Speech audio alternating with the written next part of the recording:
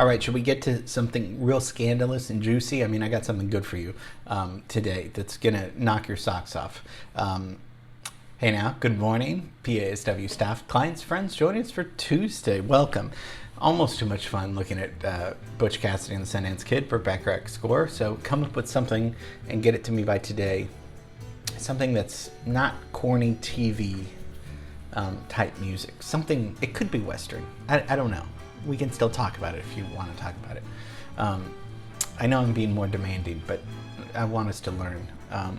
Okay, and today, the scandalous part is going to be, I know, not drugs, not rock and roll, but the waltz. Yeah, the waltz was scandalous, and we're going to talk about what a waltz is. You probably know what it is, the dance, the meter, what that means musically, what that means socially. And in particular, we're going to be talking about a composer, the king of the waltz, and the family, the dynasty, actually. They were a dynasty. So today it'll be a lot of fun. If you need to dance, dance in motion. Just don't hit your partner 6 feet apart. Such a stupid joke. I don't like that. Doesn't need to be 6 feet apart. We're vaccinated, so I think it's fine if we're 3 feet apart. Today we're going to look at the great music of Johann Strauss II.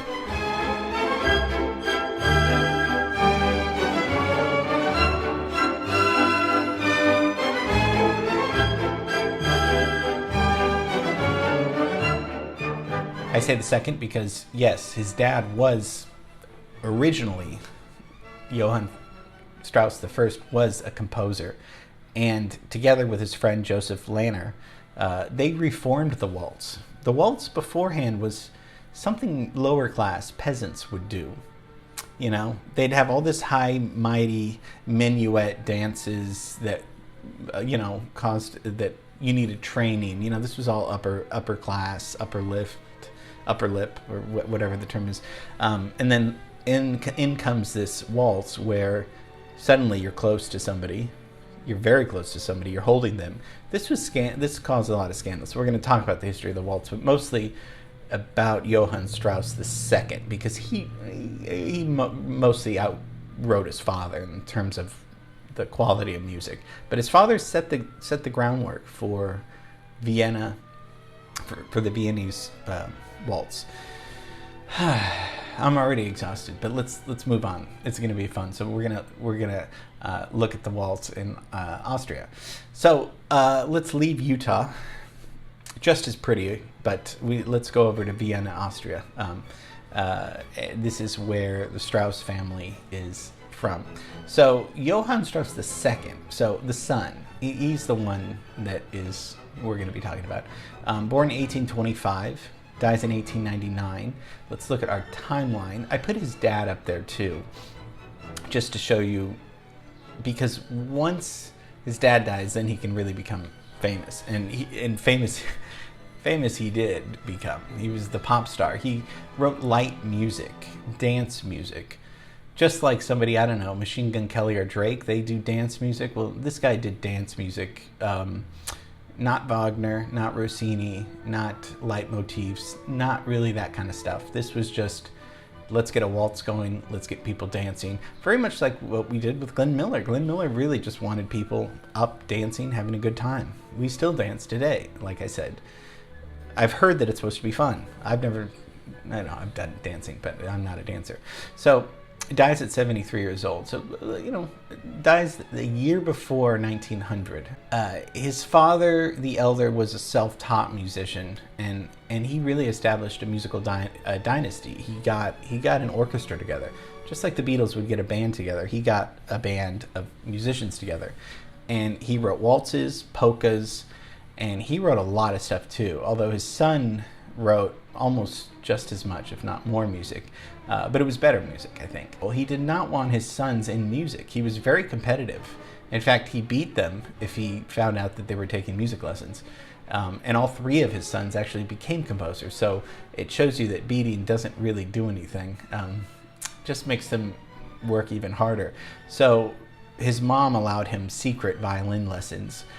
And it's hard to stop somebody who starts writing his first waltz at age 6. So even though his dad doesn't want this, he starts writing at age 6. studies the violin secretly, and starts playing with his father's orchestra. But luckily for the family and for Strauss, his dad runs off and has an affair with a woman, and once that happens, he's able to pursue his thing in music. So thank God for infidelity. So and then Strauss studied counterpoint and harmony and theory, and then he owned a private music school, and they started seeing his successes as a serious composer. He gets this orchestra together and becomes pretty famous and starts traveling orchestra and even the United States. His father dies when he's 23, so now the Austrian composer can really start giving concerts and start writing dance music. He was the most sought-after composer of dance music in the later half of the 19th century.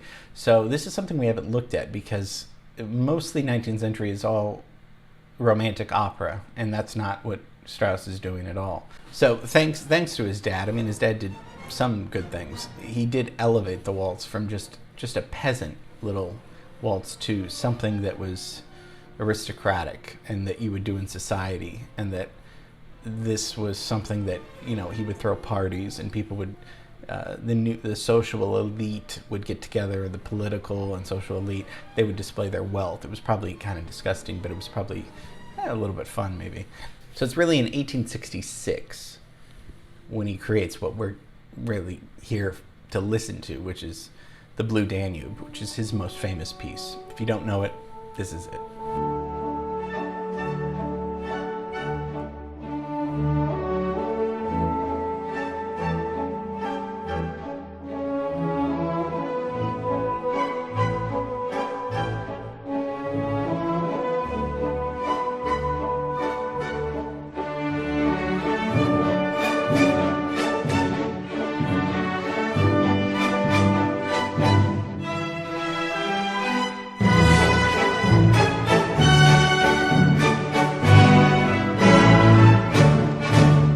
This is parodied, this is used in everything, of course in the famous Kubrick scene. So the first performance was in 1867 at the Paris World Fair, and this was a huge thing, but it flopped. You know why?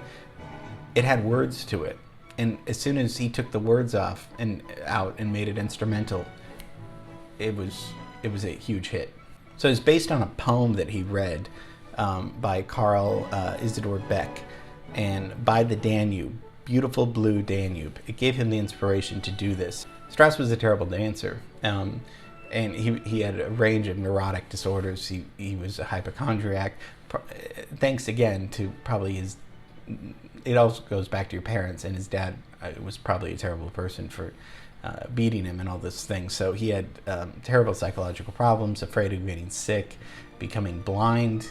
He was afraid of becoming blind, uncontrollably nervous, hated the outdoors, hated sunshine, afraid of storms, afraid of being poor. I mean, afraid of everything. So when we hear the waltz, Viennese waltz, what are we listening to? The waltz kind of is a ballroom folk dance. I mean, I'm sure they waltzed outside, but then in the ballroom, normally in triple time. So triple time means triple is 3, right? So it's 3/4. Most pop songs are in 4/4. So it's 1, 2, 3, 4, 1, 2, 3, 4, 1. That's mostly all pop songs. And then of course, as we know, waltz is 1, 2, 3. So 1, 2, 3, 1, 2, 3, 1, 2, 3. That's not the same. So that's faster. It's 1 less beat than 4/4, right? 4 take away 1 is 3, I think. So that's 3/4. So the oldest waltzes were first danced in the location of today's Germany and Austria, all the way back in the 13th century. I mean, that's a long time. It was picked up by other countries shortly that, but before the waltz, people would dance because of religion. They wouldn't dance in any close contact with each other, because that's scandalous. And then I don't know when it happened, maybe around the 13th century. Some guy was probably like, hey, why don't you come close to me and let's hold close together and let's dance to this 1, 2, 3, 1, 2, 3. But you'd look silly if it was 1 2 3 1 2 3 with a partner, 6 feet apart or whatever.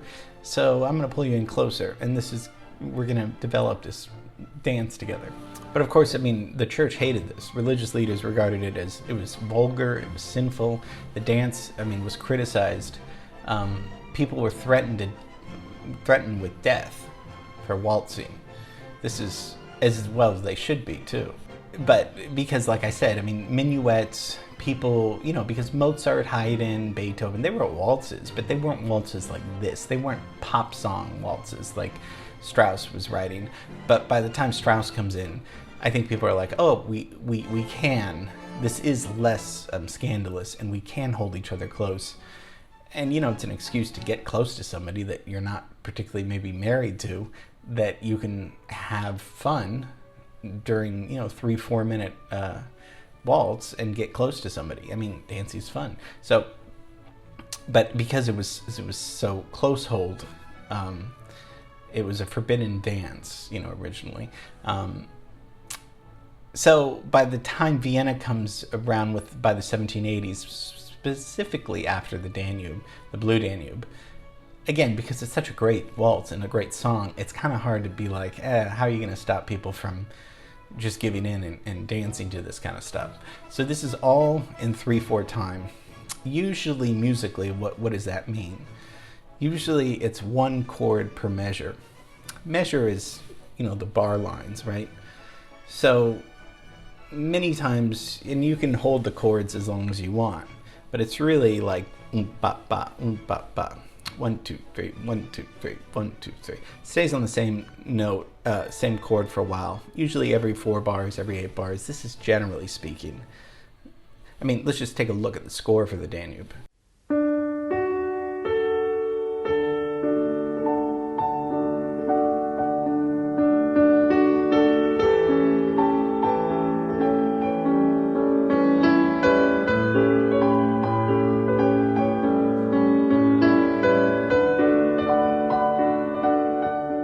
So the root of the chord, the tonic, like we've talked about, is always on the first beat with this kind of music. And then the higher notes, the upper notes, are going to be on accented on beat 2 and 3. So boom, bop, bop, boom, bop, bop. That boom, that first one, is going to be the root of the chord. And then the higher notes of the chord are on beat 2 and 3. It's really pretty basic and simple like that. Let's didn't think Strauss was the only one in Vienna was the only one doing something like this. No, there was a Mexican doing this too. Joventino Rosas. He was a Mexican composer and violinist, and he wrote Over the Waves, which is he wrote this in 1888. So, 10 years or so after the Blue Danube. But Sobre las Olas. His best known work. And take a listen, see if it sounds Strauss-like to you. It does to me.